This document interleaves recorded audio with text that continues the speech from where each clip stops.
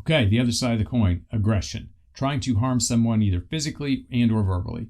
Evolutionary psychologists, they've chimed in here too. Evolution is survival of the fittest, meaning that at least possibly the early humans that survived and passed on their genes survived because they were aggressive. And so they passed on these aggressive genes, which is what happens with other animals in the animal kingdom.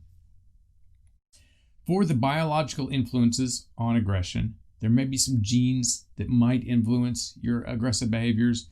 One that you might see mentioned in popular science articles is the warrior gene. There's also neurobiological factors, the brain, for example, the frontal lobes. This is the area involved in things like planning and self-control. This area is also implicated in aggression. Some murderers, they seem to have a deficit in this area, which totally makes sense. The part of the brain that's in charge of self-control is not working well, and so you might lash out aggressively. Another neurobiological factor are neurotransmitters. There's a small link between low serotonin and aggression, but there is some research that shows there's a link there. And the last factor, hormones. There is a link between testosterone and aggression, at least with animals, other animals.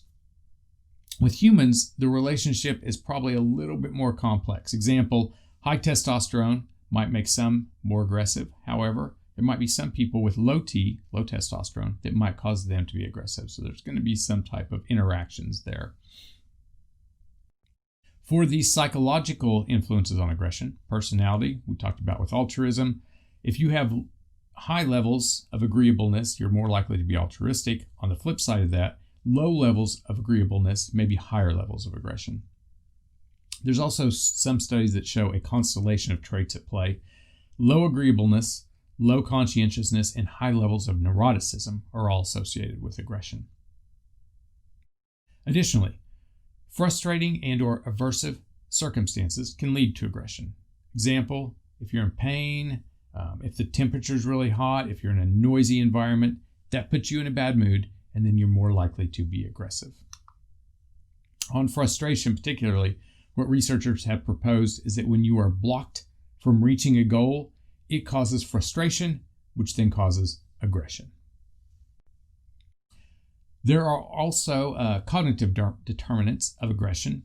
Basically, that aggression begins as a thought and then it becomes a behavior. You might not even be aware of that thought. An example of this is the weapons effect. Just the presence of firearms enhances aggression. Now, you don't consciously think through that. You don't think, oh, there's guns here, so I'm going to be more aggressive. It's more unconscious. It's more implicit. And so what this type of research is looking at is unconscious/implicit attitudes. Yes, again, just the mere presence of guns can make people more aggressive. Another way that you can be more aggressive is through learned behavior, through observational learning. So the famous Bandura study with Bobo the doll, we discussed it in an earlier chapter. That's a pretty good example. Basically, one of the strongest predictors of aggression is seeing aggression in one's own family. There are also psychological determinants of aggression. For the social cultural influences, the first one discussed is the culture of honor. Essentially, in a culture of honor, a man's reputation is a very important part of their economic survival. And insulting someone from this kind of culture is basically diminishing their reputation. And so the way to compensate for this loss is violence.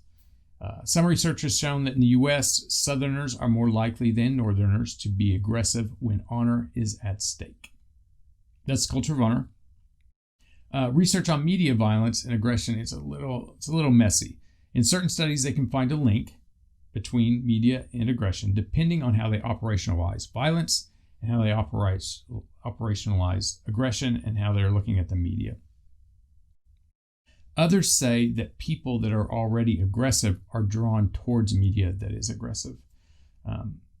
In this area of study with media and violence, if it's something you're interested in, like violence in video games, you should read some of the articles and studies yourself, paying especially close attention to the methods.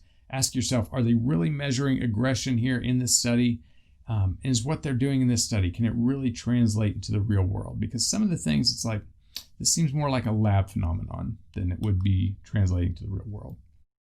Okay, that wraps up social behaviors. On the next section, we'll start talking about social influence / conformity / obedience.